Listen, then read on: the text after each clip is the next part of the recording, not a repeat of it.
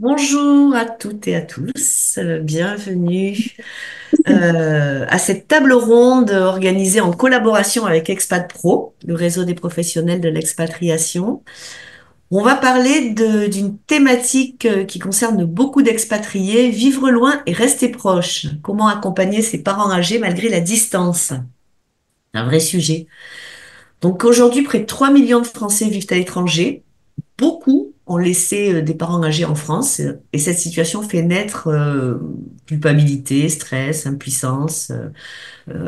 Et ça complexifie en tout cas la gestion du vieillissement parental, qui n'est pas, déjà pas un sujet facile.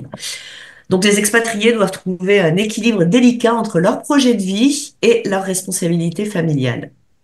Dans ce contexte, la distance émotionnelle, ça pèse autant que la distance géographique. On a peur des urgences, on a des difficultés à suivre l'évolution de la santé de ses parents, il y a l'isolement, le sentiment d'abandon aussi ressenti souvent des deux côtés. Donc en fait, cette table ronde vise à apporter des clés concrètes pour comprendre tous ces enjeux qui sont émotionnels la plupart du temps, anticiper les fragilités, organiser un accompagnement efficace et maintenir un lien vivant malgré cet éloignement. Donc pour cette table ronde, nous accueillons trois intervenants expat pro. Nathalie Robert, bonjour Nathalie. Bonjour à toutes et à tous. Nathalie est expatriée depuis 1995 et elle s'est retrouvée personnellement un jour face à un choix cornélien, soit continuer sa vie personnelle comme avant, soit accompagner ses parents dont l'autonomie déclinait. Donc ce parcours, on dirait aussi éprouvant qu'universel, elle l'a transformé en mission et depuis 2022, elle a fondé Senior Info Conseil avec un souhait profond, celui d'aider les hommes et les femmes dévoués, souvent épuisés, à prendre soin de leurs parents avec clarté et sans s'oublier eux-mêmes. Elle a imaginé un accompagnement complet, comme un peu comme un chemin à parcourir ensemble pour retrouver vision, volonté, motivation, support. Donc, dans cet accompagnement, on retrouve des aides pratiques et des adresses fiables, une méthode testée pour garder le cap, du soutien émotionnel, parce qu'on peut pas tout porter tout seul, même si on se sent très fort, et surtout la force d'un groupe où l'on peut co-créer des solutions. Parce que, comme dit Nathalie, avec un peu de méthode, beaucoup d'écoute et une bonne dose de bienveillance, on peut prendre soin de ses parents, même à distance et sans se perdre. Est également avec nous pour animer cette table ronde de Caroline Meuclé, Bonjour. entrepreneuse dans l'âme. Caroline, elle fonde et dirige à 23 ans sa première entreprise basée en Tunisie et dédiée aux marchés internationaux. De retour en France après 13 ans d'expatriation, elle se spécialise dans la relation client, toujours dans le relationnel, pilotant des équipes en France, à Madagascar, à Rabat. Puis, elle s'oriente vers le secteur de l'immobilier. Elle accompagne des chefs d'entreprise au sein d'un réseau de franchise, en renforçant donc son expérience terrain, son expertise terrain et son sens de l'accompagnement.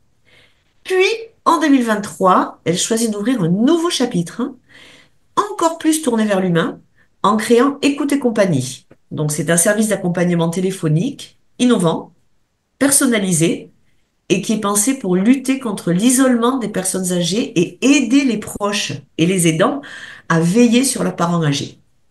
C'est un service unique qui repose sur la régularité des échanges, la relation de confiance avec une accompagnante dédiée et l'accessibilité d'un accompagnement humain même à distance, très précieux. Et elle met aujourd'hui son expérience au service du bien vieillir et de l'innovation sociale. Enfin, nous accompagne aujourd'hui Stéphane Serman. Stéphane est psychothérapeute. Il existe depuis 25 ans en libéral pour la communauté francophone en expatriation et il est spécialiste des troubles anxieux, notamment. Stress, anxiété, dépression, traumatisme psychologique, etc. Et Stéphane consulte auprès des adolescents, des adultes et des couples. Merci. Nathalie, Caroline et Stéphane, je vous laisse la parole. Eh ben, Merci.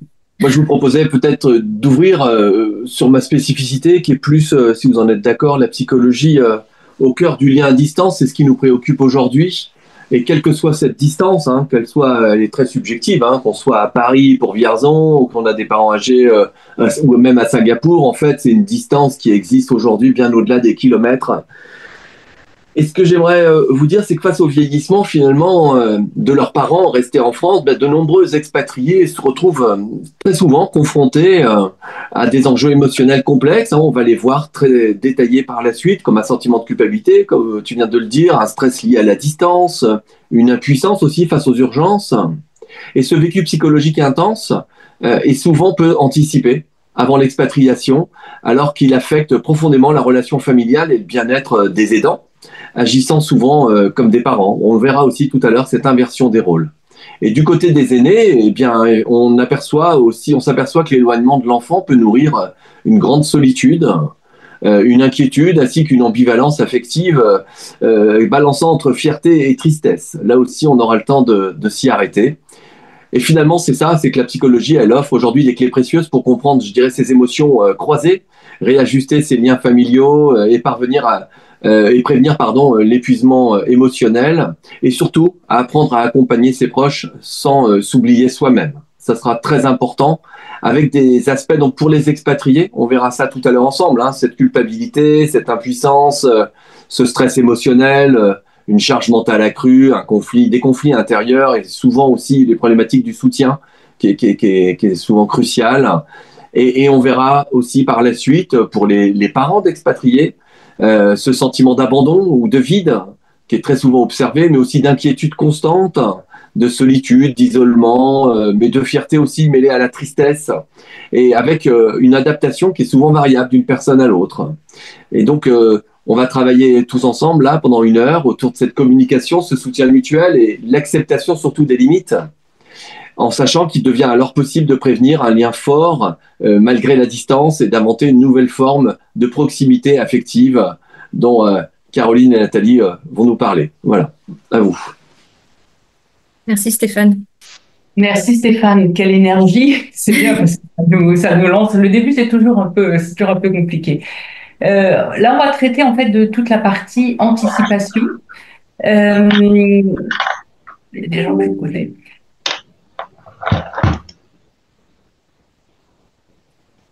Ah, est-ce qu'on a perdu Nathalie? Je crois. Ah. Vas-y Caroline. Je vais reprendre alors. Bon, on va partir sur la partie anticipation. Je pense que Nathalie va nous revenir très rapidement parce qu'effectivement, anticiper, c'est déjà la première chose à faire quand on est en expatriation parce qu'effectivement, tu le disais Stéphane à juste titre, être loin, ça génère des stress supplémentaires, hein. Et pour pouvoir moins stresser, ben effectivement, il faut anticiper. Alors, Nathalie nous expliquera un petit peu plus sur sa partie, comment elle peut accompagner toutes les clés qu'on a pour pouvoir avoir cette force de devenir en quelque sorte un accompagnateur pour ses enfants.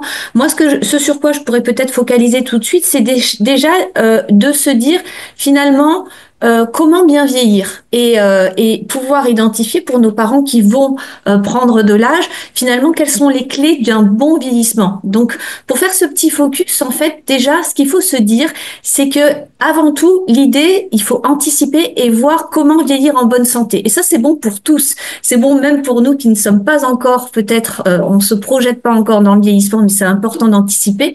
C'est d'abord de vieillir en bonne santé. Déjà, il y a plusieurs clés. Déjà, il faut être bien dans sa tête, c'est-à-dire de privilégier de toujours avoir des activités cognitives. Il faut être bien avec les autres, donc maintenir un maximum d'activités sociales, bien manger. Pour les personnes âgées, l'apport en protéines est super important et c'est ce sur quoi il faudra veiller. Bien voir, bien entendre, bien dormir. Et enfin, et ça c'est un point super important à mon sens, c'est être bien dans son corps avec des activités physiques. Ça c'est la première chose qu'on va devoir vérifier pour nos parents âgés qui vont être un petit peu loin et faire en sorte de pouvoir vraiment avoir une vision sur ces éléments qui sont des éléments clés pour bien vieillir.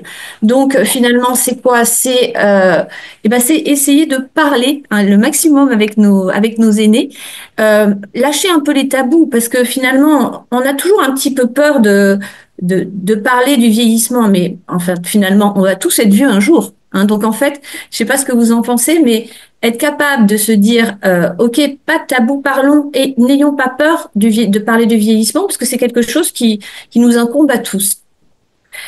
Voilà, je sais pas, Stéphane, ce que tu penses de ça, le côté la peur d'aborder ce sujet qui pourtant nous Nous caractérise. concerne tous. Non, non, mais absolument. Non, non, je te laisse dérouler. C'est très bien comme ça. C'est très, très Et bien. voilà. Alors c'est vrai, on a un peu peur. Donc à la fin des tabous, parlons-en.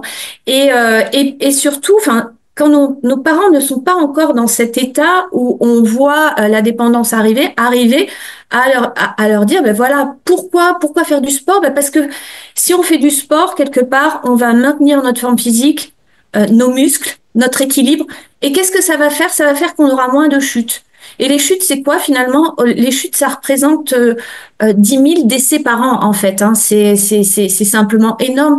C'est l'une des causes de mortalité pour les personnes âgées qui sont les plus importantes. Donc finalement, faire du sport, ça maintient les muscles. Deux, ça maintient aussi le lien social. Parce que finalement, quand on va aller faire des activités sportives, on va rencontrer les autres personnes. Et on verra que le lien social, il est extrêmement important pour le vieillissement. Et puis après, à surveiller effectivement régulièrement, c'est de pouvoir vérifier s'ils mangent bien, parce qu'il y a des vrais phénomènes sur la dénutrition qu'il faut suivre. Et, euh, et, et après, bien dormir, bien manger. Alors quand on parle de la dénutrition, on dit bien manger. Ça va aussi passer par vérifier tout simplement qu'effectivement nos parents vont chez le dentiste. Alors ça va vous paraître bête, mais finalement, un dentiste, qu'est-ce qu'il va faire? Il va regarder le soin de la bouche. Vous avez une dent en moins. Est-ce que vous avez envie de sourire? Est-ce que vous avez envie de rencontrer les autres personnes? Non. Donc en fait, ça, c'est pour le lien social. Vous avez un problème avec votre dentition. À ce moment-là, vous pouvez aussi avoir des difficultés à manger. Donc ça va s'impacter sur la santé aussi. Donc en fin de compte, il y a toutes ces petites choses à identifier et accompagner nos aînés pour qu'ils fassent attention à eux et à nous aussi de vérifier si effectivement ils font attention à eux. Je sais pas si du coup Nathalie est... Et là, Je voulais rebondir. Alors, en fait, je voulais vous parler d'anticipation et je n'ai pas anticipé mon ordinateur qui n'avait plus de batterie. Donc, les coordonnées sont C'est du tellement les plus direct. basses possibles. Merci, Caroline, d'avoir rebondi élégamment. Donc, effectivement, en parlant d'anticipation, en fait, l'idée, c'est vraiment plus vous anticipez, plus vous allez pouvoir entamer un dialogue avec les parents. Et ce dialogue va être, je dirais, d'égal à égal. Et on va pas les prendre, on va pas les infantiliser. L'idée, c'est de les mettre en responsabilité en leur disant, voilà, euh, surtout s'il y a des maladies dégénératives, hein, mais bon, je dirais que quand les personnes ont plus de 85 ans, même si elles sont en forme, il faut commencer à penser à l'avenir. Et anticiper, c'est quoi? Ben, ça veut dire s'organiser, planifier. Alors en fait, j'ai 3 points que je voulais traiter avec vous. Le premier point, c'était de dire comment en fait on sent que ses parents déclinent un peu, quels sont les signaux faibles qui font que on se rend compte que finalement les parents vous donnent le change vis-à-vis de vous, mais en fait dans la réalité, on sent une petite perte d'autonomie. Et c'est important de le traiter avant que ça n'aille trop loin, parce qu'à ce moment-là, avoir un dialogue en les écoutant, en étant présent et en essayant de discerner les signaux faibles. Et ce que moi j'appelle les signaux faibles, eh bien, mon endroit préféré, c'est la cuisine. Donc, vous ouvrez le frigo et vous regardez ce qu'il y a dans le frigo. Caroline a parlé de dénutrition. C'est vrai que quand on commence à être moins en forme, déjà, on mange moins. Dans le frigo, ce que moi je constate et ce que j'ai constaté notamment avec mes parents, c'est qu'en fait, il y a des produits qui sont périmés ou de pas très bonne qualité. On s'aperçoit aussi que dans les réserves, ça commence à être clairsemé. Donc en fait, il y a des petits signaux comme ça. Ce qui est important, c'est vraiment d'écouter et de s'ouvrir à ce qu'on ressent et pas de se voiler la face. Alors, dans nos sociétés, on a un peu de mal à être dans ce qu'on ressent. Mais en fait, vous le savez. Mais qu'est-ce qu'on fait? Parce qu'on a peur. On met notre mouchoir dessus, on fait un petit peu la politique de l'autruche. Alors moi, je l'ai beaucoup fait. Et aujourd'hui, j'aimerais vraiment vous dire de prendre les choses en main, parce que plus vous prenez tôt, plus vous aurez un dialogue intéressant avec vos parents, et moins vous les infantiliserez, plus vous les maintiendrez. Et l'idée, voilà. Donc, il y a tous ces petits signaux faibles. On le voit aussi, par exemple, il commence à se stresser sur toutes les choses avec Internet, le téléphone, les déclarations d'impôts. Alors moi, ce que j'aime bien dire, et c'est la période, mettez-vous à leur disposition, proposez-leur votre aide, notamment pour la déclaration d'impôts. C'est le moment. Donc, soit vous le faites vous-même, soit vous sous-traitez, mais l'idée, c'est que vous pouvez rentrer dans le quotidien de vos parents avec la déclaration d'impôts, voir combien il y a pour la retraite, ce qu'on pourra faire après. Et notamment avec tout ce qui est digitalisation, il y a des parents qui ont un petit peu loupé le coche. Donc, proposez votre service, mettez-vous à leur disposition. Et s'il vous plaît, il y a une chose vraiment importante, c'est que les personnes âgées sont des personnes qui sont lentes. Moi, j'avais le cas parce que mon papa avait Parkinson, et Parkinson, c'est encore plus lent. Donc, ne vous mettez pas devant l'ordinateur en disant « mais tu comprends rien ». Pour eux, la souris, c'est compliqué. Parce que ça pointe pas là où ils veulent que ça pointe. Bon, donc soyez comment dire, faites attention à ça. Ayez de l'indulgence envers eux. Donc d'abord, l'idée pour moi, c'est de déceler ces petits signaux, se mettre à leur disposition, proposer votre aide, et pas arriver avec vos gros sabots en disant t'es nul, je vais faire ça ou ça va pas. Donc qu'est-ce que je pourrais faire pour t'aider? Est-ce que la déclaration d'impôt, tu veux qu'on le fasse ensemble? À vous de voir après si vous le laissez faire ou vous faites et vous êtes à côté, ça chacun son format.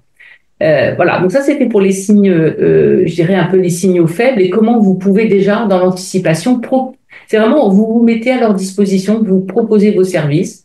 Alors oui, ça va prendre du temps, il faut que vous soyez patient. Si vous pensiez que la déclaration d'impôt allait se faire en 1 heure, là ça va peut-être prendre 3-4 heures. Mais c'est pas grave, on est dans autre chose, on se met en relation, on consacre, on dédie du temps à ses parents et à ça. Donc ça, c'était la première chose. La deuxième chose… Je rajouterais peut-être juste un petit Bien truc sûr. là-dessus. Tu parlais de la déclaration d'impôt, et je pense que c'est important de préciser qu'il y a beaucoup d'aides dédiées aux personnes âgées qui sont éligibles au crédit d'impôt, et que c'est peut-être justement à ce moment-là de dire, ah tiens, effectivement, tu payes des impôts, et pour autant, il y a des services dont tu pourrais bénéficier qui sont en plus éligibles au crédit d'impôt. Est-ce que c'est pas le moment aussi de mettre sur la table toutes ces aides à domicile qui peuvent être mises en place pour soulager nos proches, hein, ou des aides sur la téléassistance qui sont, à mon avis, un point très important, mais dont on reviendra peut-être dessus après. Et voilà, je voulais rebondir quand même là-dessus parce que c'est important de savoir qu'aujourd'hui en France, on a quand même cet avantage énorme, c'est d'être nos seniors sont très très bien épaulés, et on a des dispositifs qui permettent quand même de les accompagner avec la défiscalisation, et c'est pas anodin. Voilà. Merci Caroline, oui, de mettre le point là-dessus. C'est vrai que c'est un bon point d'entrée au niveau de la discussion. Alors, je fais juste une petite parenthèse sur les aides, c'est pareil, n'arrivez pas avec vos gros sabots, essayez de comprendre ce dont ils ont besoin. Ils vont vous dire, moi, j'ai pas besoin d'aide, déjà une femme de ménage, c'est trop compliqué, j'ai toujours fait mon ménage moi-même, et puis elle fait pas ça bien, et puis je veux personne chez moi. Bon, donc ça, on connaît par cœur. Donc, il faut y aller, faut doser, et ça prend du temps. Donc, c'est pour ça que l'idée de plus vous anticipez, plus vous allez distiller le message, et plus eux vont se rendre compte. Petit truc, notamment sur les aides. S'il y a une personne qui est plus fragile que l'autre dans le couple, vous dites que peut-être papa, les aides, c'est pas pour toi, mais moi, je me sentirais rassurée si les aides, c'était pour maman, parce qu'elle va pas bien, et que toi, tu te fatigues à t'occuper d'elle. Donc ça, c'était une petite parenthèse. Donc ça, c'était le point 1. Le point 2, c'était de planifier et d'organiser un peu cet accompagnement. Donc l'idée, c'est de faire un petit état des lieux, notamment de la santé et du contexte où ils vivent. Par exemple, deux personnes qui vont vivre en plein centre-ville, dans un appartement qui est facile, avec un ascenseur, une douche large, des barrières pour la douche, un environnement propice, des voisins qui connaissent bien depuis longtemps, une bonne femme de ménage.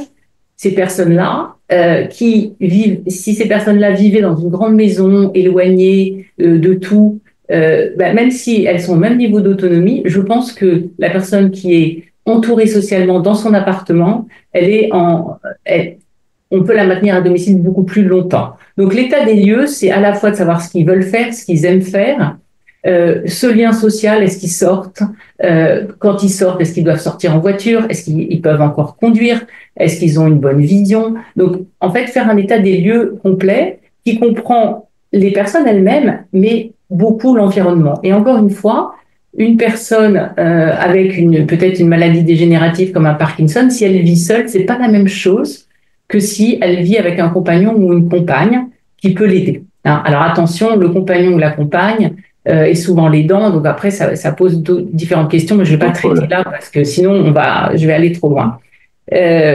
Donc l'idée, c'est dans cette planification, c'est de faire un état des lieux. Et le deuxième point très important, c'est de définir des objectifs. Qu'est-ce qu'on veut faire? Est-ce que on veut maintenir nos parents à domicile? Et ça, c'est un très bel objectif. Mais dans ces cas-là, bien entendu, il faut qu'on ait des ressources, surtout si on est loin. Mais même si on est à 30 km ou 50 km, c'est déjà loin. Donc, définir un objectif, c'est un objectif pour ses parents. C'est, par exemple, maintenir à domicile le plus longtemps possible.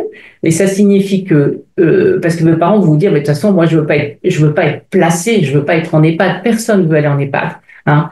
Donc, l'idée, c'est vraiment de se dire, tu veux rester à domicile, c'est une bonne solution. Maintenant, on va travailler autour de ça. Donc, définir ces objectifs-là. Et moi, j'aime bien aussi, et Stéphane en a un peu parlé au début, c'est que c'est pas non plus de sacrifier sa vie. Donc, c'est compliqué de trouver ce juste équilibre entre être présent et pas sacrifier sa vie complètement en type martyr, parce que c'est comme quand vous êtes dans un avion, si on vous dit que quand il y a une dépressurisation de la cabine, vous devez, pour mettre le masque à oxygène, vous devez le mettre d'abord sur vous et après à votre enfant. Et ben c'est un peu la même idée, c'est-à-dire que si vous n'êtes pas en forme, vous pourrez pas faire un bon accompagnement pour vos parents. Donc il faut savoir doser, et on en reparlera avec Stéphane.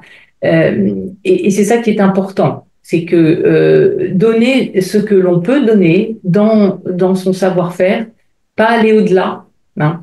Moi, j'ai pas mal de personnes que je connais qui ont pris des accompagnements parce qu'elles étaient en burn-out. J'ai des personnes qui ont pris des accompagnements parce qu'elles voulaient partir en expatriation et elles voulaient s'assurer que tout était bien installé avant qu'elles partent.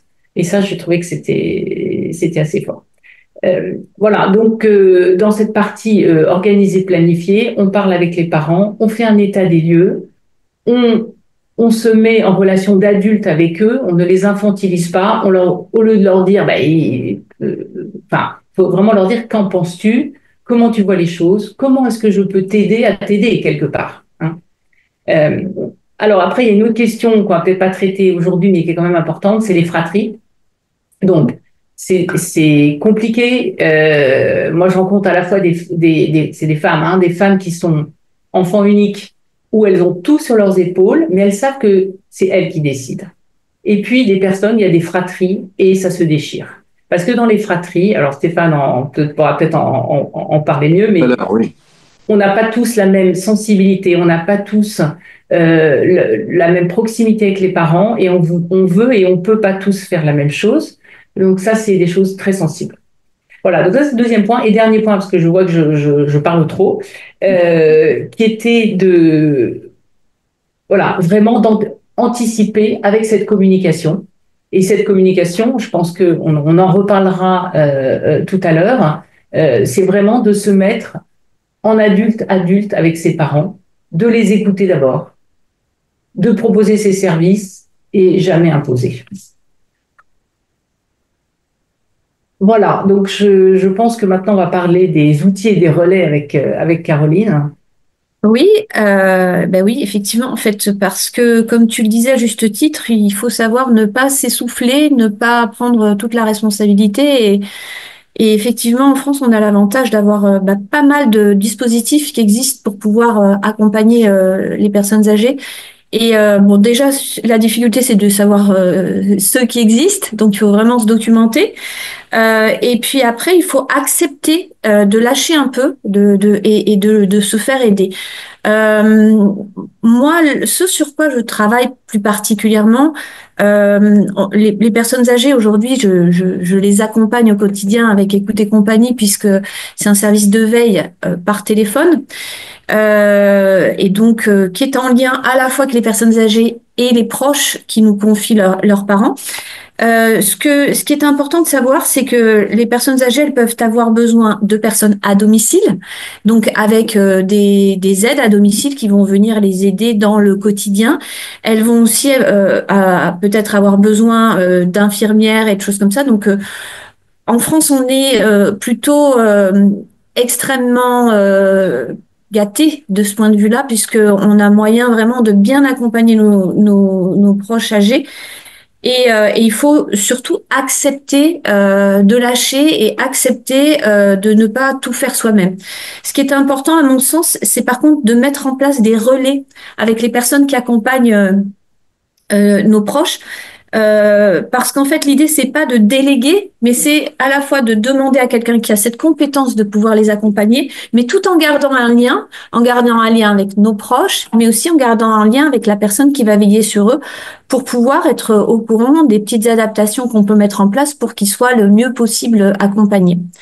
Ce sur quoi moi je travaille plus particulièrement, donc je ferai un focus là-dessus parce que c'est sur la solitude des personnes âgées. Alors, on a toujours l'impression que finalement, ça ne nous concerne pas.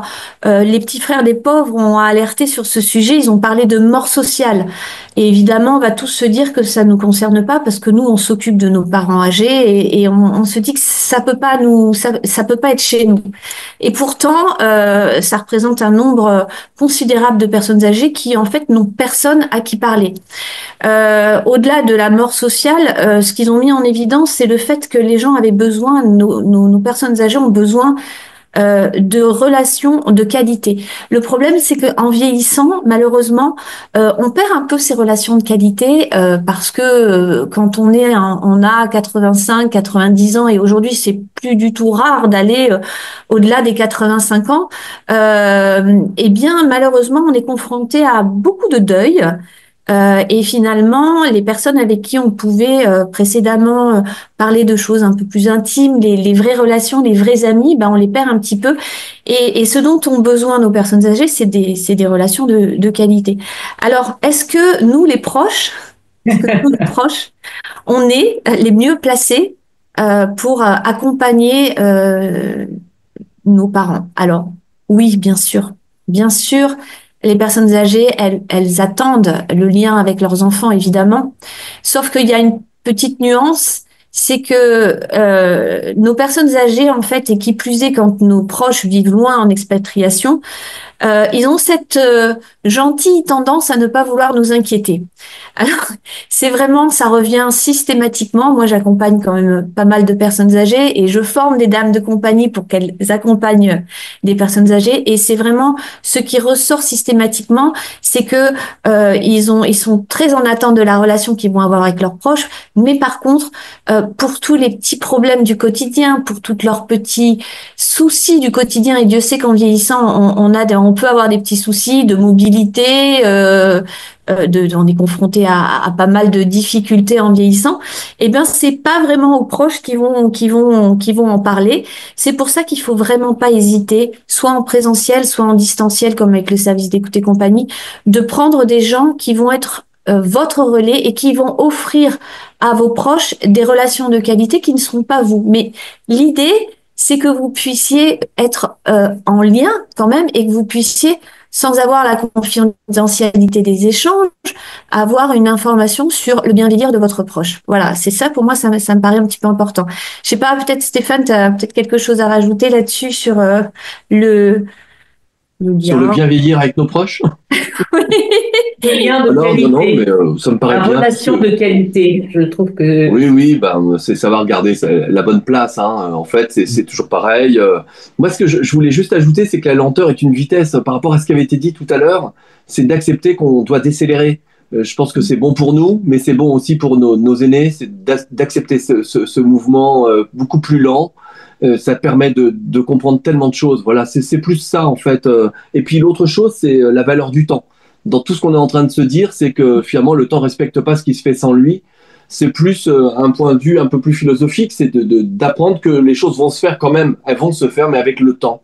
Et l'urgence ne pourra jamais rien résoudre. Hein. Je crois que c'est surtout ça, ne rien faire dans la précipitation. Voilà, c'est ce que je voulais un petit peu apporter comme éclairage. Et je voulais juste rebondir sur le temps et l'urgence, je suis tout à fait d'accord avec toi, Stéphane. Et quand on dit anticiper, ce qu'on veut éviter à tout prix, c'est de se retrouver dans une situation d'urgence avec les parents. Voilà. Ce qu'on veut éviter, ce que j'aimerais tellement vous éviter, parce que on prend des mauvaises décisions dans l'urgence, c'est des choses qui sont souvent irréversibles, qui cassent la relation et qui font vraiment que votre parent âgé va descendre vraiment une marche, quoi. Donc l'urgence c'est pas du tout bon. Euh, du coup l'anticipation, et autre chose que dit Stéphane, et moi je le vois pas mal avec les personnes que j'accompagne, c'est que il y a des personnes dont les parents sont plus du tout autonomes, et je sais de par mon expérience que malheureusement c'est le moment de les installer en EHPAD. Mais ça, en fait, il y a les parents qui ne veulent pas, qui n'arrivent pas à l'accepter, et c'est tout à fait normal, mais il y a aussi les enfants. Et en fait, il faut que chacun fasse son chemin, et on ne peut pas jouer contre le temps. À un moment, il faut que il faut vraiment que chacun puisse avancer. Donc, si vous avez ce dialogue avant, oui, il faut démystifier. Je veux dire, les placements, c'est compliqué, mais si on le prépare, c'est pas du tout la même chose. Voilà. Et ça, c'est vraiment extrêmement important. Et voilà, moi, je pousserai jamais quelqu'un à mettre ses parents en EHPAD, mais il y a des fois où on sait que si ça continue comme ça, c'est vraiment un risque. Si la personne, elle n'est pas autonome, elle n'a pas d'aide, et elle habite dans une grande maison avec des escaliers en colimaçon et que tout est loin, on sait que ça risque d'être compliqué, quoi. Voilà. Donc le temps doit faire son chemin, mais finalement, il faut prendre ce temps. Donc moi, je n'hésite pas à parler de 6 mois, 1 an, 2 ans. 2 ans pour prendre une décision, parce que chacun doit la mûrir, en fait. Et c'est quand il est prêt. Par rapport à ça, Nathalie, je rajouterais quelque chose, effectivement, anticiper, dédramatiser. En fait, c'est aussi une manière de présenter les choses. Moi, je pense notamment le conseil que je donnerais à tous, c'est que quand les personnes âgées commencent à prendre un petit peu d'âge, toujours pour éviter ce risque de chute, je pense qu'équiper d'une téléassistance, c'est presque systématique et obligatoire. Enfin, pour moi, c'est essentiel. C'est essentiel, sauf qu'on va se retrouver confronté à des personnes âgées qui vont pas vouloir porter finalement ce petit bracelet qui peut paraître un petit peu stigmatisant. Alors il y a différentes possibilités, hein. Soit ça se met sous forme de bracelet, soit ça se met sous forme de médaillon, mais en fait ils ont toujours un petit peu de mal à passer à cette étape-là, et c'est à nous les enfants de pouvoir dédramatiser ça, non pas en disant c'est pour ta sécurité ou c'est pour mais tout simplement de leur dire, c'est pour que tu puisses rester le plus longtemps possible à domicile. Et finalement, le présenter comme un outil positif, vraiment, en disant, mais non, justement, on met en place ces choses-là pour que tu puisses rester chez toi. Parce que leur volonté, c'est de rester chez eux. Donc, en fin de compte, c'est vraiment, on a tous, en fait, besoin d'avoir un peu de psychologie et d'arriver à présenter les choses de sorte que ce soit pas quelque chose de stigmatisant, mais au contraire, un atout pour le maintien à domicile et le bien vieillir. Donc là, j'ai pris l'exemple de la téléassistance parce que je pense que ça fait partie des éléments auxquels il faut, c'est l'une des premières choses à laquelle il faut penser quand nos enfants, pardon, lapsus, quand nos parents commencent à perdre un petit peu en autonomie. Et vraiment, on a comme tu disais, Nathalie, cette façon de présenter les choses. Et c'est pour ça que c'est vrai que si très très tôt on arrive à établir ce dialogue avec, ben voilà, qu'est-ce qui peut se passer pendant toutes les étapes du vieillissement et comment faire qu'est-ce qu'on peut faire pour que tu restes à domicile? Parce que c'est leur souhait. Eh bien, il y a la téléassistance, il y a faire passer un ergothérapeute pour regarder comment est installée la maison. Est-ce qu'on a besoin d'anticiper d'aménager le logement avec une salle de bain adaptée? Et c'est toutes ces choses-là qu'il faut voir avant et dont il faut parler en dédramatisant et en disant, mais non, tout ça, on le voit non pas parce que tu vieillis, non pas parce que tu deviens vieux, alors ça c'est terrible, mais simplement parce qu'on veut que tu vives chez toi le plus longtemps possible et au moins on aura mis en œuvre tout ce qu'il fallait et si à un moment donné tu dois partir dans une structure autre, eh bien on aura déroulé tout ce qu'il fallait pour que tu puisses vivre chez toi dans les meilleures conditions possibles, sans le Oui. risque de chute. À ce sujet-là, alors si je peux juste deux petites choses quand même, c'est de responsabiliser effectivement son parent. C'est ça le plus important, c'est le rendre acteur surtout. Le mot, c'est de le rendre acteur de son vieillissement, tout en l'accompagnant. Bien C'est cette subtilité-là qu'il faut essayer de trouver.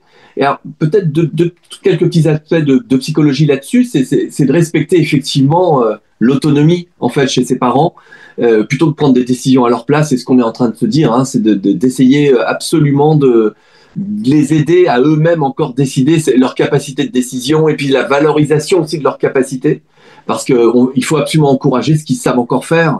Enfin, là encore, c'est des choses assez subtiles, mais ne pas faire à leur place. En fait, c'est ça la grande difficulté de l'éloignement, c'est on veut absolument, de par notre culpabilité, essayer de tout régler, et on règle les choses peut-être, mais mal. Hein. C'est ça, ce qui est important, c'est d'accepter de les laisser acteurs, et non pas spectateurs de leur vieillissement. C'est ce que j'essaie de faire passer. Ah, mais c'est exactement ça. Et puis peut-être aussi, on va se retrouver confronté à la réticence de nos parents de pouvoir, de prendre un service, en fait. Mais je pense qu'il faut dédramatiser parce que, en fin de compte, on peut pas tout faire nous-mêmes, en fait. Et ils le savent très bien, sauf que du jour au lendemain, de voir arriver quelqu'un chez soi, bah ça c'est un peu intrusif, ils ont pas spécialement envie, mais on peut tout simplement dire bah enfin cette personne elle va venir parce qu'elle est plus apte à le faire, mais de la même manière que enfin il y a plein de gens auxquels on fait appel tout au cours de notre vie parce qu'on estime qu'ils sont plus compétents. Quand vous avez par exemple vos enfants, ça vous dérange pas de payer quelqu'un pour venir donner des cours particuliers parce que vous estimez qu'il est plus compétent en fait. Et ça gêne personne. Là, c'est pareil en fait. Vous allez demander à quelqu'un de venir pour faire un peu de ménage parce que vous estimez que il est plus compétent aujourd'hui et que c'est mieux pour et en fait, le parent, il faut vraiment lui faire comprendre que bah, c'est normal en fait de se faire aider et il n'y a pas de réticence à avoir à faire venir des professionnels qui seront plus compétents pour cette mission. Voilà. Tout à fait d'accord, Caroline, mais c'est vrai qu'on voit, de façon générale, hein, on a des profils différents. On a des gens qui par exemple, font tout par eux-mêmes, ils bricolent, ils refont la salle de bain. Donc, pour eux, se faire aider, c'est compliqué parce qu'ils ne veulent jamais déléguer. Là, je vois le cas. Mais c'est une très bonne idée. Et je voulais insister à nouveau sur la femme de ménage. Alors moi, je prône une femme de ménage pas forcément très bonne en ménage, parce que ça, à la limite, c'est moins grave, mais surtout très bienveillante. Donc, ce que je trouve important, c'est assez vite d'installer une femme de ménage et surtout d'éviter la société d'aide à domicile qui va vous refourguer une femme de ménage, bien connue ça, de 18 ans qui va venir, on connaît même pas son prénom et on sait pas quand elle vient. Ça, c'était chez mes parents. Moi, je préfère privilégier la vraie femme de ménage avec qui on a une relation depuis longtemps, on apprend à se connaître. C'est comme avec le Petit Prince, hein, tous les jours, je viendrai m'asseoir plus près de toi. Et on ne devient pas amis comme ça. Donc, je trouve que la femme de ménage, on se fiche un peu de savoir si elle fait vraiment le ménage ou vraiment bien, mais c'est une présence rassurante. Et du coup, si elle a quelques compétences, ça peut être notre œil et nous aider. Voilà. C'est tellement juste. Alors l'autre aspect, peut-être pour clarifier tout ce qu'on vient de se dire, c'est d'accepter en fait les limites de ce qu'on peut faire et de ce qu'on ne peut plus faire, et surtout de s'autoriser donc à déléguer, si je peux rassembler. Et donc c'est important déjà en tant qu'aidant de reconnaître nos propres limites. Hein, c'est d'abord accepter ce qu'on peut, qu'on puisse pas tout prévoir, ni tout gérer, surtout à distance, hein, surtout à distance. Et cette culpabilité qu'on peut avoir aussi à passer la main. c'est au contraire peut-être rendre service, trouver la bonne personne, voilà, celle qui est un peu unique, effectivement, celle qui fera peut-être moins bien le ménage, mais qui sera plus proche de la personne à aider. C'est tellement précieux. Et déléguer, c'est surtout pas abandonner. C'est aussi une notion de culpabilité qu'on a lorsqu'on est loin. On a l'impression c'était notre job à nous, quoi. C'est pas possible que quelqu'un d'autre le fasse. C'est aussi prendre soin autrement avec lucidité, mais surtout responsabilité. Le mot, c'est la responsabilité. C'est très important. Il y a un point dont on n'a pas parlé aussi et qui est assez important à mon sens, au-delà des aides professionnelles qu'on peut faire intervenir, il y a aussi le réseau de voisins. À un moment donné, quand on est loin, et je l'ai vécu moi quand on était expatrié, que ma grand-mère était malade, et ben on avait mis en place un réseau de voisins. Alors ces voisins qu'on ne connaissait pas, du jour au lendemain, ben on est allé toquer à leur porte et on leur a expliqué la situation. Et les gens, pour la plupart, sont très très très bienveillants. Et ça fonctionne parce que c'est vrai que c'est très rassurant quand on est très très loin de pouvoir se dire ah tiens je peux faire appel à quelqu'un même si je le connais pas bien. Si maman n'a pas ouvert ses volets, c'est peut-être qu'il y a un problème. Et c'est les voisins qui vont le voir tout de suite. Et ça, c'est vraiment pas grand-chose, mais ça permet d'avoir un numéro de téléphone qui a appelé si vraiment on a un gros doute, s'il n'y a pas de joignabilité. Et ça, c'est vrai qu'il faut aller. Ça se fait quand au retour en France, de faire la démarche, d'aller voir les voisins, d'expliquer la situation et dire voilà, on va pas vous appeler toutes les 5 minutes, rassurez-vous. Mais pour moi, c'est important de savoir que maman a autour d'elle, voilà, ça me paraît important. Ah, merci Caroline, mais oser le faire en fait. Et effectivement, moi Oui, je vois autour de moi, on n'ose pas, et moi la première, hein, mais je pense qu'effectivement, c'est juste avec les outils qu'on a, un petit WhatsApp, un petit message, c'est tellement précieux et effectivement ça fait relais quoi. Euh, Moi, je pensais à une personne que j'accompagnais. Sa mère, elle avait une prof de yoga qui faisait aussi des massages. Elle avait le jardinier qui était pas très compétent, mais c'était pas grave parce qu'il était là. Il y avait la femme de ménage. Enfin, en fait, il se passe toujours quelque chose. Bon, là, c'était des situations quand même avec une grosse perte d'autonomie, mais oui, merci Caroline pour ça. Ouais. mais c'est important. En même temps, ce dont on va se rendre compte, c'est que parfois on n'ose pas, mais en vérité, la plupart des gens sont super bienveillants. Et en plus, on est sur un sujet où on traite de la famille et des parents. Et en fait, on a tous des parents. Alors, ils sont tous à un stade plus ou moins élevé, mais si on n'a pas des parents, on a des grands-parents. Donc, la notion du vieillissement enfin, c'est des choses qui touchent tout le monde. Et quand vous allez frapper à une porte en disant, voilà, j'ai maman qui est à côté, je serais rassurée si s'il y avait un problème, vous puissiez me contacter. Mon Dieu, mais je doute fort que les gens ne soient pas réceptifs à cette demande. Mais il faut le faire. Je pense que c'est bien. Mais il y a aussi des cas où on ne trouve pas aussi ces relais. Ça peut être des fois difficile, malheureusement, parce qu'on peut être trop isolé. C'est ça. Et alors, l'autre aspect, peut-être qu'on y reviendra tout à l'heure, enfin, on va manquer de temps au bout d'un moment, mais c'est aussi le soutien auprès des expatriés lorsqu'ils ont justement des parents malades, lointains, et cette difficulté à mettre en place peut-être ces relais, à trouver. On n'a pas toujours les bonnes connexions. Ça sert à ça aussi, ce qu'on est en train de faire. Et ce qu'il faut savoir, c'est que lorsqu'on est expatrié, faut aussi savoir répondre à cet isolement dans lequel on se trouve et savoir communiquer auprès de d'autres expatriés, par exemple, de partager nos difficultés, mais aussi de normaliser nos ressentis. Le fait de se rendre compte qu'on a tous un peu les mêmes problèmes avec des parents qu'on a laissés. Enfin bon, c'est toutes ces choses-là, il ne faut pas passer à côté aussi de savoir demander de l'aide, ou même à travers des thérapies à distance, hein, mais d'accéder à des ressources concrètes. Il y a des associations, il y a des groupes d'entraide, il y a énormément de services d'accompagnement et autres. Et souvent, on est mal informé. Ça aussi, dans la, comment dire, dans l'expatriation, c'est bien aussi d'anticiper ces choses-là, de savoir un peu ce qui peut exister et quels sont les relais possibles. Voilà, je pense qu'on a beaucoup à communiquer sur ça. Oui, c'est sûr, mais en même temps, il y a plein de services aussi qui sont ouverts. Effectivement, il y a des zones géographiques, il y a des zones qui sont moins bien couvertes, hein, évidemment. C'est pour ça qu'aujourd'hui, moi, le service que je propose, il est par téléphone. Donc, du coup, c'est vrai que ça ouvre sur tout le territoire. Maintenant, sur du présentiel, on arrive quand même à trouver de l'accompagnement, je dirais, pratiquement partout. Et moi, ce que j'ai envie de dire, c'est que la première chose à faire quand on a une difficulté, c'est peut-être tout simplement de se tourner vers la mairie de la commune, parce que il y a les CCAS, hein, les centres d'action sociale, qui gèrent toute la partie des personnes, des seniors. Et en général, vous aurez toujours un interlocuteur qui sera capable de vous donner les premières choses à faire. Voilà, si vraiment il y avait quelque chose à retenir, moi, je pense que j'irais déjà vers ça. Et parce que localement, chaque mairie va avoir un dispositif d'accompagnement. D'accord. Voilà. C'est vraiment bien l'outil. On va peut-être regarder les questions. Oui, c'est le moment.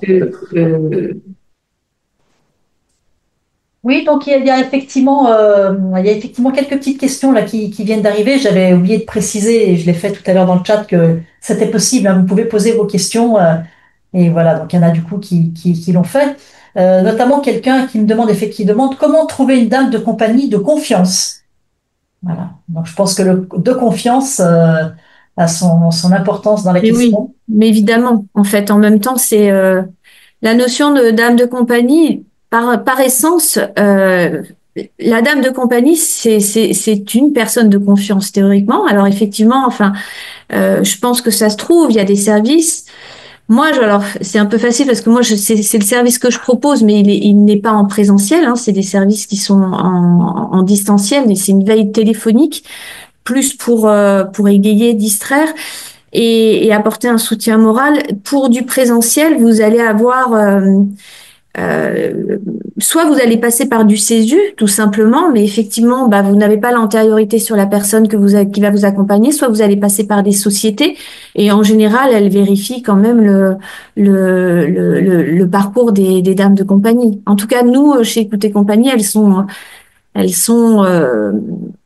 sélectionnées, formées, et en même temps, elles ne rentrent pas au domicile. Donc, en fait, c'est plutôt rassurant pour tout le monde. Et les appels sont enregistrés, donc c'est très rassurant. Si ça peut répondre un petit peu.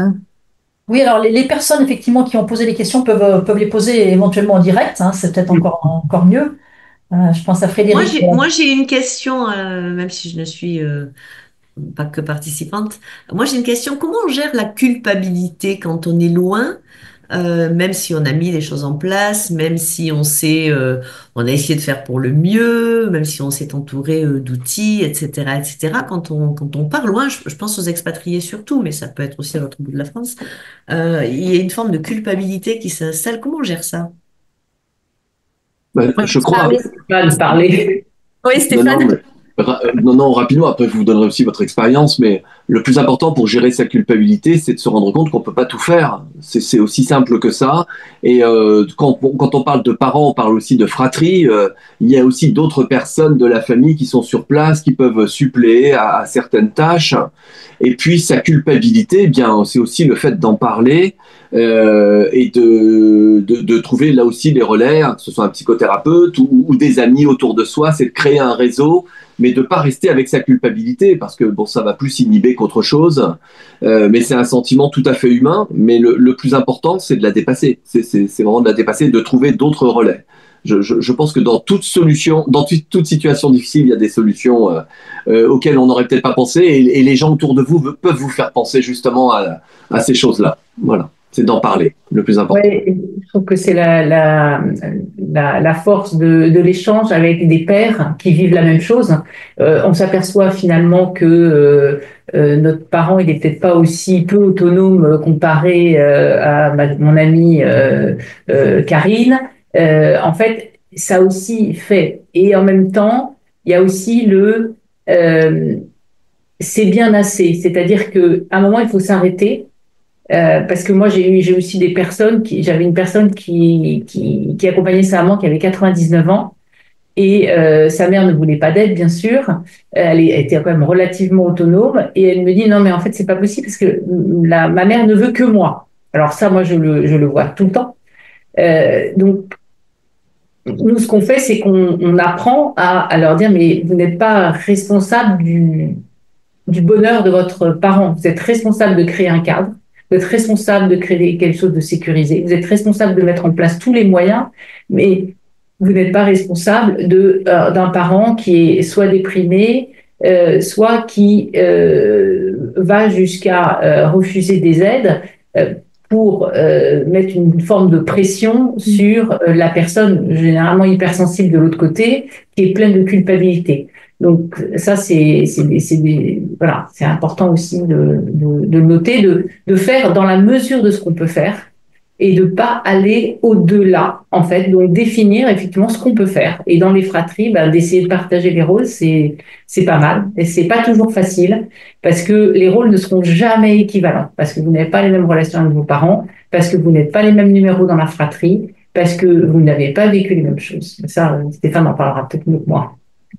Alors, je pense à ce que vous dites, Nathalie, sur le parent qui dit mon parent ne veut que moi. Je trouve amusant parce que le fait de penser que finalement il y a la même chose quand nos enfants étaient petits et que qu'on les laissait à une babysitter, on dit ah oui mais mon enfant ne veut que moi. Voilà, donc je veux dire finalement c'est quelque chose qui se passe à tous les âges de la vie et c'est quelque chose qu'on a à apprendre à gérer, de se dire bon effectivement il est peut-être mieux avec moi mais il sera peut-être pas si mal non plus avec quelqu'un d'autre. Et voilà, et arriver, nous, à se décentrer de ça et à s'autoriser à ce que notre enfant ou notre parent, finalement, soit avec quelqu'un d'autre qu'avec nous et qu'on soit pas indispensable et qu'on soit pas la seule personne indispensable. Ah, merci pour le parallèle, c'est tellement juste. Oui, et puis c'est très difficile, cette idée de renversement des rôles à assumer. C'est très difficile de devenir parent de nos parents. On n'est pas prêt à ça. Et c'est très étonnant comme il y a des projections, des similitudes qu'on peut retrouver. Voilà, il faut aussi se prémunir par rapport à ça et ne peut-être pas jouer systématiquement ce rôle d'aidant qui consisterait à être le seul et unique relais possible. Et vraiment, il faut faire attention à ça.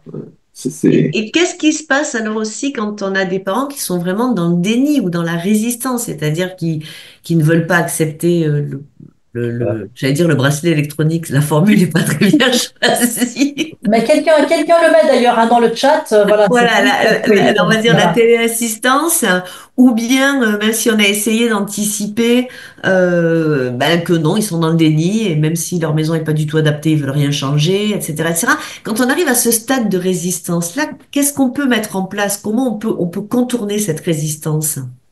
Alors, je dirais qu'on va déjà se remettre sur les objectifs qu'on s'est fixés avec les parents. Donc, si l'objectif c'est de rester à la maison le plus longtemps possible, de maintenir l'autonomie, il faut des supports et des outils parce que vous n'êtes pas là, que vous n'êtes pas présent et que vous n'êtes pas l'aidant du quotidien.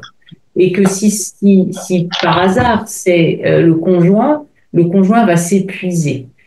Donc, pour moi, l'idée c'est de repartir de la responsabilité du parent en disant très bien. Si on est là-dedans et qu'il n'y a pas d'aide, ce qui risque de se passer, c'est que tu risques de te fatiguer, tu risques de perdre en autonomie et on risque quelque part un placement ou un accident ou une urgence en fait. Donc remettre la décision chez notre parent en exposant en fait les risques qu'ils prennent en fait et en disant mais t'es adulte, si tu veux prendre ce risque, tu le prends quelque part. Alors, c'est long, hein, ça se fait pas en une fois. Nous, on fait même des jeux de rôle là-dessus, dans l'accompagnement pour se préparer. Mais on pourra pas faire boire, j'aime pas l'expression, mais faire boire un âne qui veut pas boire. Donc, ça sert à rien. Donc, l'idée, c'est de pas passer en force. L'idée, c'est de pas imposer, parce que ça marchera pas. Donc, il y a plusieurs qui vont prendre des postures.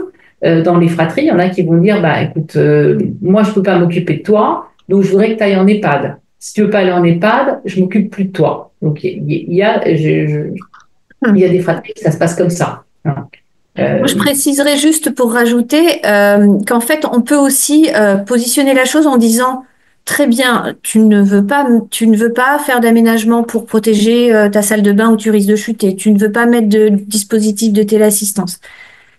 Et de tourner les choses en disant mais papa, mais maman, vous ne le faites pas pour vous, vous me le faites pour moi.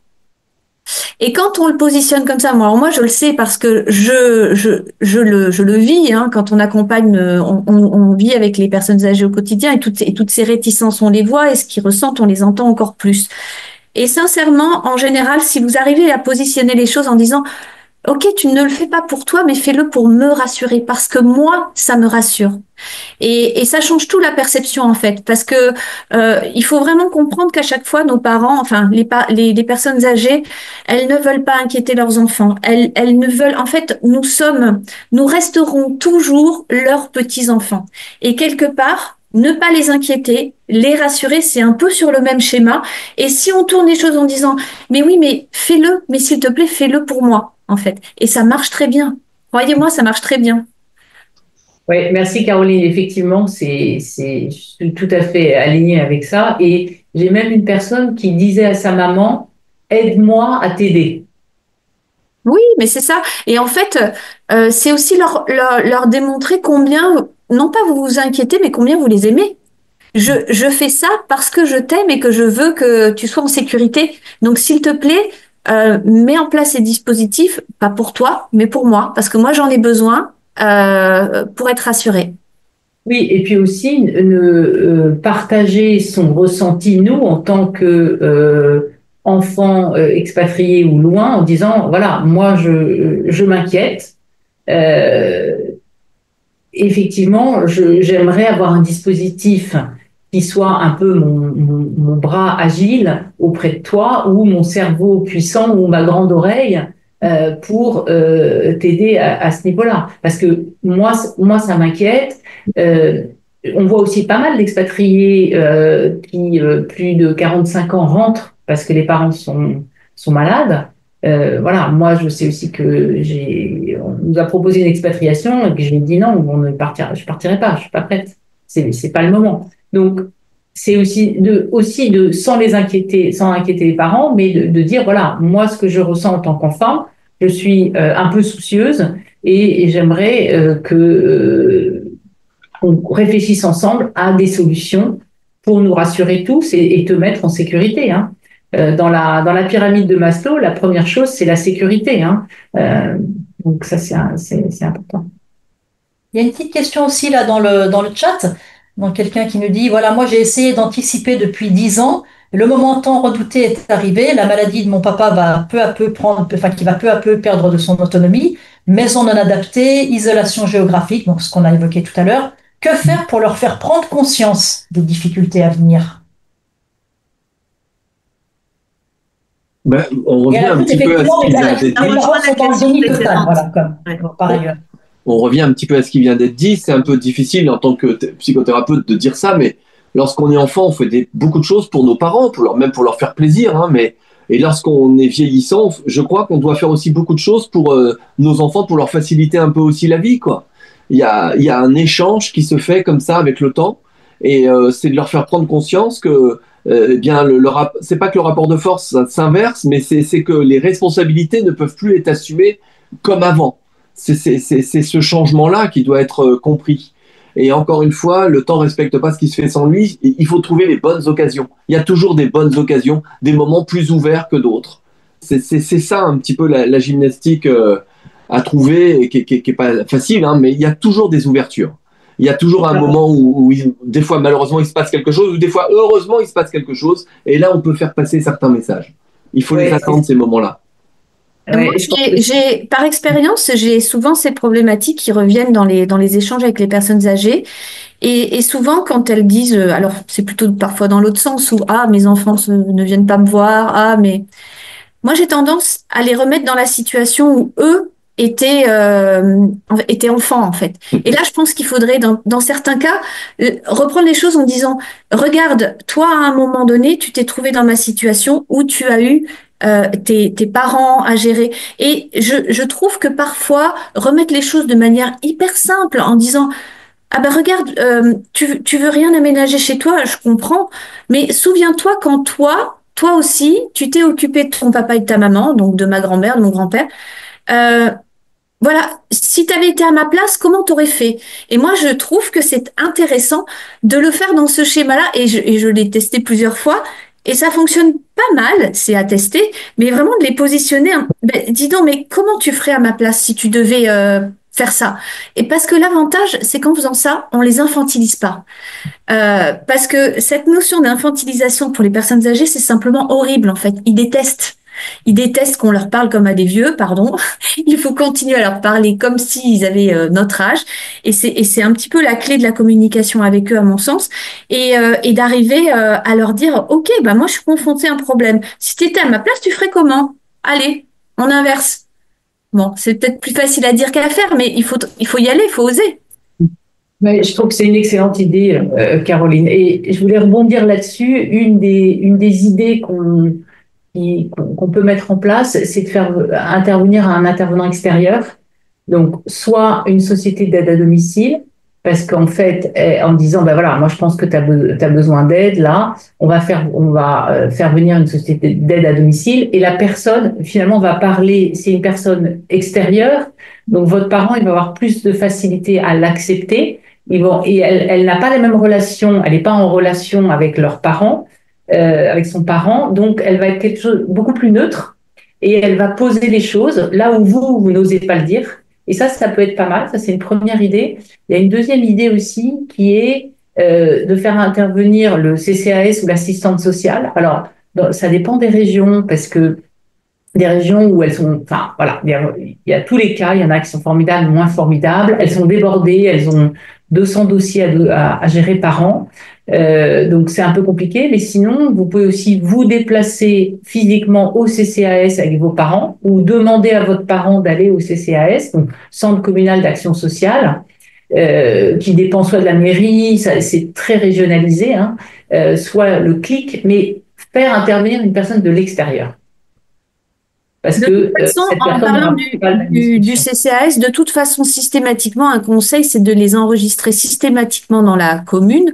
Il y a des plans, en l'occurrence, pratiquement toutes les communes ont un plan anti-canicule avec un appel systématique pour vérifier si les personnes âgées vont bien, et ça, notamment même dans le rural. Donc moi, je vous invite vraiment, premier truc, oui, les CCAS, et en même temps de les enregistrer comme vivant sur le territoire et acceptant d'être contactés pour vérifier. C'est des petites choses qui amènent enfin, qui sont à mon avis importantes, parce que dans toutes les régions de France, on peut quand même avoir des canicules aussi, et en même temps, ça permet du coup qu'ils soient répertoriés sur le listing des personnes âgées de la commune.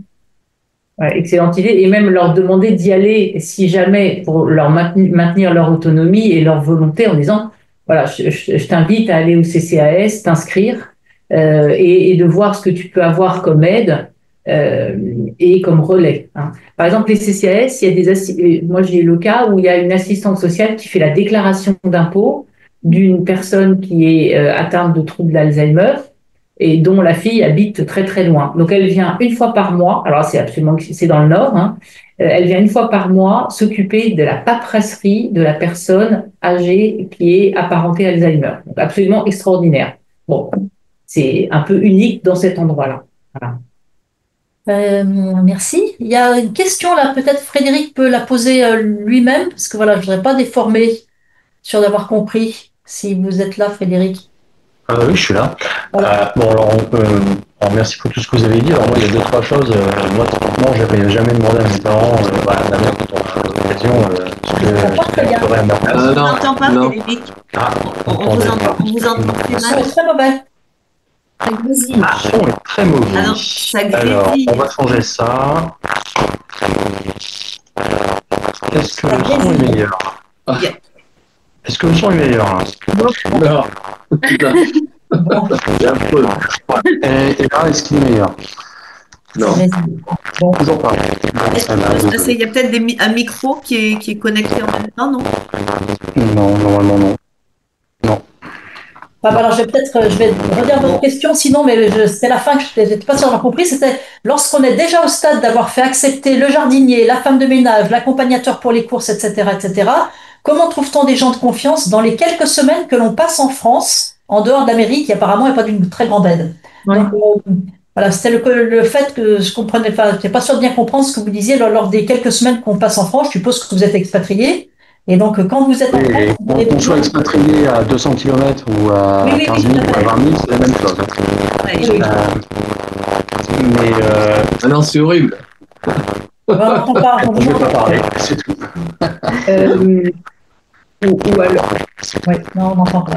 Non. moi, ce que je comprends là, c'est que quand tu rentres en France, euh, tu voudrais avoir des aides euh, pour tes parents quand tu partages une maison avec eux, c'est ça ou Non, non, c'est non? le temps qui passe en France, le temps imparti étant réduit, c'est d'arriver à mettre en place un dispositif adapté, aller plus loin que ce qu'il a déjà mis en place.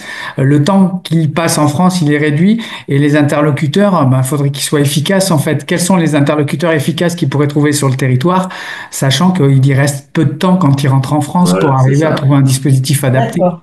Alors, D'accord. Mais encore une fois, c'est anticiper, faire pas mal de choses à distance. Et on a parlé tout à l'heure du réseau local, hein.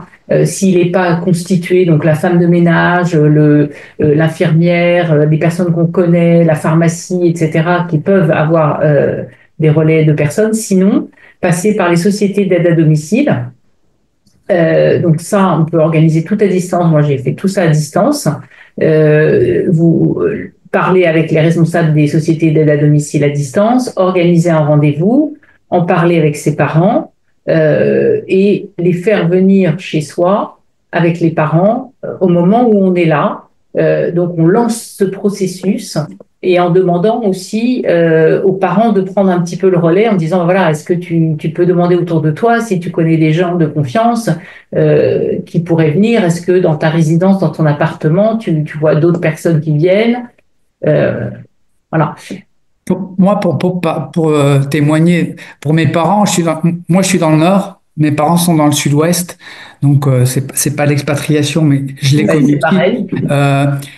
Là, aujourd'hui, moi j'utilise une application, en fait, parce que les gens de confiance, si on s'adresse à des SAD, ou à des sociétés d'aide à la personne, peu importe, qu'elles soient municipales ou quoi, on a quand même une vraie hétérogénéité dans la qualité de ce qui est proposé. C'est structurel. C'est lié à la certification, à la manière dont on professionnalise les auxiliaires de vie notamment. Mais peu importe, là, le moyen que moi j'ai trouvé, c'est d'utiliser une application qui s'appelle Gabi, sur lequel je vais greffer tous mes intervenants. Et ça lisse le risque en fait. C'est un peu comme la crèche et la nounou. C'est-à-dire que comme j'ai le coiffeur qui quand il intervient va me faire un message sur le cahier de vie digital, il va me faire un feedback et s'il y a une anomalie avec l'auxiliaire de vie, je vais le savoir par le biais du coiffeur ou par le biais du jardinier. Donc ça me rassure moi qui suis à distance pour piloter. C'est un moyen de compenser l'anxiété que ça génère, le fait de pas savoir exactement qui sont les gens qui interviennent à la maison, parce que même si vous passez par une structure d'aide à la personne, parfois, eux, ils ont des congés, vous avez des remplaçants, voilà. On n'est jamais à l'abri quand même que les gens du week-end soient pas ceux de la semaine, etc. Donc, On est d'accord. Ouais. Ouais, c'est rarement les mêmes d'ailleurs, hein, ça bouge pas mal. c'est lié au droit du travail.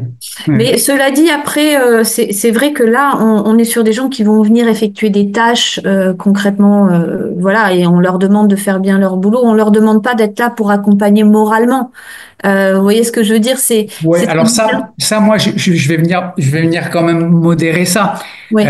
parce que ça contredit un peu ce qui a été dit tout à l'heure, mais je pense que on attend aussi un peu d'accompagnement. Ça Bah oui. dépend du niveau de dépendance de la personne que vous accompagnez, mais Hum. alors sur le côté infantilisation, je suis d'accord, mais au final, ils redeviennent des enfants. On peut pas le nier. C'est-à-dire que cognitivement, par exemple, ce qui est difficile pour moi, c'est la distance, parce que et l'âge. Et c'est pour ça que j'utilise ce dispositif-là, parce qu'il y a un dispositif audio et écrit en complément du téléphone. Parce qu'aujourd'hui, le canal téléphonique, quand vos parents vieillissent, il y a plus d'attention. Maintenir une conversation de plus de 2 minutes, au bout d'un moment, c'est plus possible. Ils n'ont pas l'énergie et ils n'ont pas l'attention, donc vous n'arrivez pas à les capter, donc vous n'arrivez pas à dialoguer avec eux. Donc moi, j'ai multiplié les canaux pour arriver justement à ce que disait Stéphane, à trouver des moments.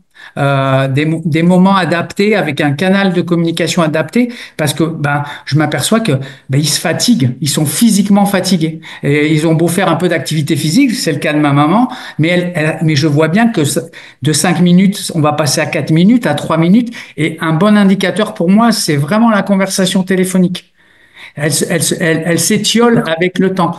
Et le seul moyen que je trouve, c'est de les stimuler cognitivement pour maintenir le plus longtemps possible cette capacité à oxygéner, enfin à avoir cette capacité d'écoute et d'attention qu'on n'a plus. Et quand on est à distance, ça, pour moi, c'est une vraie charge de travail de savoir comment je vais pouvoir passer les messages, tous ceux que vous avez évoqués, qui sont tout justes, mais comment? C'est-à-dire à quel moment et avec quel canal? Alors ça, c'est pas Caroline qui va dire le contraire, hein, effectivement, par rapport à l'écoute, puisque c'est sa spécialité. Ouais. Oui, est-ce qu'elle observe ça aussi ou pas? Ou est-ce que je me trompe? Enfin, moi, je le constate avec mes parents, mais... en fait, c'est Stéphane, hein, c'est ça? Oui, c'est ça. Alors, moi, ce que j'ai envie de dire, c'est qu'il y a plein de gens qui, au début, me disent, ah oui, mais moi, avec maman, ça dure 2 minutes, les appels. Alors, je l'entends. Nous, c'est 20 minutes, 30 minutes d'échange. Et c'est justement là où il y a une vraie stimulation. Sauf qu'on se dit pas la même chose, en fait. C'est ça le truc. C'est qu'on est des gens extérieurs. On est neutre. Alors, on est neutre et extérieur au début, puisqu'en fait, l'idée, c'est que nous, c'est un réseau avec des dames de compagnie qui sont toujours les mêmes et qui suivent très peu de personnes âgées pour que ce soit un truc super qualitatif. Et donc, à la fin, la personne qu'on accompagne, on sait tout. On connaît ses petits enfants, on connaît tout. Alors bien sûr, ça reste confidentiel, mais c'est-à-dire qu'on est un proche, on devient un proche sans se substituer à l'amour des proches, mais tout en ayant finalement la possibilité d'ouvrir des champs de conversation que votre maman n'aura pas avec vous, Stéphane. Je suis désolée. Oui, mais on est dans l'activité. Non, mais je suis d'accord. Mais parce qu'on est dans l'activité. Là, je suis d'accord. Mais nous, je vois très bien, il y a parce que dans le dispositif que j'utilise, il y a une conciergerie et il y a des prestations de ce type-là. Et je trouve ça, cette écoute, etc. Mais vous êtes dans l'activité. Vous n'êtes pas dans la relation parent-enfant. Non, mais justement, en fait, c'est-à-dire que c'est utile, je comprends. Justement, en fait, on vient être un relais entre le proche aidant et la personne âgée. C'est-à-dire que on va appeler 2 fois par semaine votre maman, et au bout d'un moment, si on identifie un problème, on va revenir vers vous et on va vous dire, voilà, nous, on a remarqué qu'effectivement, on pense que si vous mettiez en place les portages de repas, ce serait bien, parce qu'effectivement, on s'est rendu compte lors des conversations qu'elle a plus trop de goût à faire à manger, qu'elle a pas grand-chose dans son frigo. Et tout ça, c'est des choses qu'on identifie par téléphone. Et nous, on va venir vous faire... Alors, on fait un rapport tous les mois, en fait. Mais il y a des fois où on n'a rien à dire. Ouais. Et il y a des fois où on va dire, voilà, ce qu'on a identifié, c'est ça. Bon, après, c'est vrai qu'on est à la fois entre le soutien moral et l'accompagnement pour les proches, parce que en fait, on a l'habitude de toucher du doigt les points qui sont importants. C'est-à-dire qu'on va vérifier la dénutrition par des petites questions toutes bêtes, en fait. On va leur demander tout simplement si elles sont sorties. Est-ce que vous êtes allé à la boîte aux lettres? Est-ce que vous utilisez votre canne? En fait, on va toujours essayer de toucher ces petits points qu'on connaît comme étant des points importants, et on va veiller à ça et être le lien avec le couple. Mais je pense que l'échange téléphonique, il apporte une forme de stimulation qui est plutôt intéressante. C'est différent, c'est complémentaire à mon avis. Je pense que Caroline, elle est aussi un peu plus en amont que ce que j'ai crois comprendre de Stéphane, en fait, ou Stéphane. Voilà, et c'est vrai que c'est intéressant ce que dit Caroline. Les échanges téléphoniques avec une personne extérieure ont l'air d'être plus longs qu'avec les enfants. Maintenant, j'entends aussi ce que dit Stéphane, c'est que physiquement, il peut y avoir une vraie difficulté à appréhender le téléphone, à appuyer sur la touche, à entendre correctement. Donc, oui. Oui, mais de toute façon, ça peut pas fonctionner avec des gens qui ont des problèmes cognitifs. Mais c'est même pas ça. Moi, c'est vraiment une usure physique. Comment vous dire? Moi, j'ai constaté ça chez 2 personnes de ma famille à partir de 90 ans. C'est vraiment une fatigue, en fait. Ça se traduit physiologiquement, en fait. Voilà, c'est ça que je veux dire. Hein. C'est physiologique. C'est-à-dire qu'en fait, elle est épuisée. Voilà. Bon, bien. Peut-être une dernière question, parce que là, on a dépassé On le va temps. conclure. C'est vrai, je pense que c'est un sujet qui est... c'est un Alors, moi, sujet- j'ai une petite question Oui, des Nathalie. personnes que j'accompagne, et c'est pour Stéphane. C'est pas une question facile, hein. Euh, donc, je la résume parce que elle disait que après tout cet accompagnement de leur mère, en fait, elles craignent le décès en disant ça va créer un grand vide en moi. Et comment je gère ça? C'est compliqué la question, hein. Mais je Ouais. l'ai deux fois. Et elle vient de Mais m'envoyer un message en disant Mais elle est ça. très courante. L'hyper-investissement pour un de ses parents crée effectivement un grand vide après, en tout cas une anticipation de ce vide. Encore une fois, le plus important, c'est d'en parler autour de soi, c'est de se rendre compte que c'est une expérience qui est partagée par d'autres. C'est pas unique, et de savoir comment les autres ont pu se faire aider et d'apprendre à se faire aider tout simplement. Mais déjà, le plus important, c'est on ne peut pas ne pas communiquer. C'est surtout ça la logique de la communication, c'est que lorsqu'on a des situations aussi délicates, qui est de se dire mais après qu'est-ce que je vais devenir sans elle, ou sans lui, ça sera la fin de mon monde.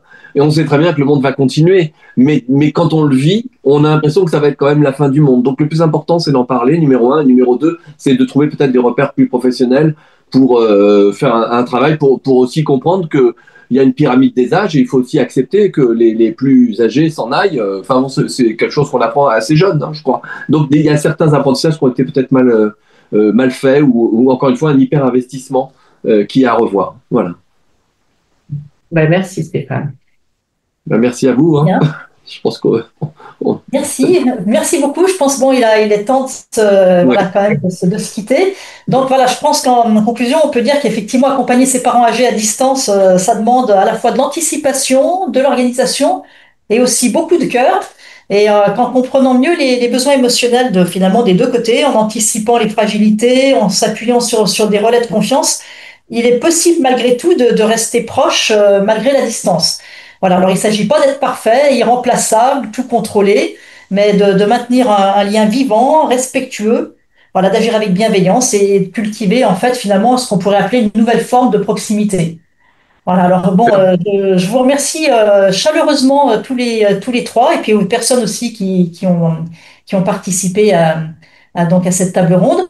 Le replay sera disponible soit pour ceux qui ont dû partir un petit peu avant la fin, soit pour ceux qui s'étaient inscrits et qui n'ont pas pu être avec nous aujourd'hui. Puis on essaiera de toute façon de le diffuser de façon bien plus large parce que c'est encore une fois, c'est un sujet qui touche pratiquement tout le monde à un moment ou à un autre de sa vie. Donc c'est important, je pense, d'y penser à l'avance, effectivement. Merci à vous. J'ai mis dans le chat, vous avez les contacts de Nathalie et de Caroline. Si vous me laissez 10 secondes de plus, je peux mettre également le contact de Stéphane, à moins qu'il Avec plaisir. Alors, sinon, vous pouvez retrouver les contacts de ces trois intervenants et d'autres experts, d'autres professionnels de l'expatriation, bien sûr, sur le site Expat Pro, expat-pro.com.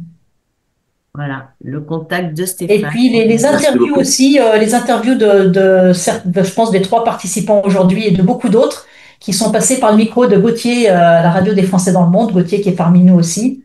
C'est rare qu'on ne l'entende pas, hein, voilà. Et ouais, un animateur qui se tait, soit il est malade, soit il y a une panne. Parce que si on a fermé, Gauthier. Ton micro est fermé. C'est le comble. C'est pour ça. Ouais. Excellent. C'est pour ça que je me tais. Voilà. C'est pour ça que je me tais. C'était très intéressant. J'en profite pour dire qu'en effet, en ce moment, sur la radio des Français dans le monde, on s'intéresse aussi à ce sujet.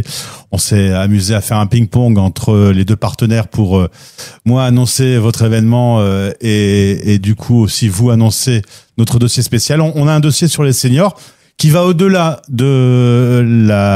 du sujet d'aujourd'hui, puisqu'on intègre globalement le sujet senior dans le cadre de l'expatriation. Je sais que tout à l'heure, on a parlé des seniors qui galèrent avec l'informatique. J'ai interviewé Granny Geek qui aide les aînés face au monde numérique.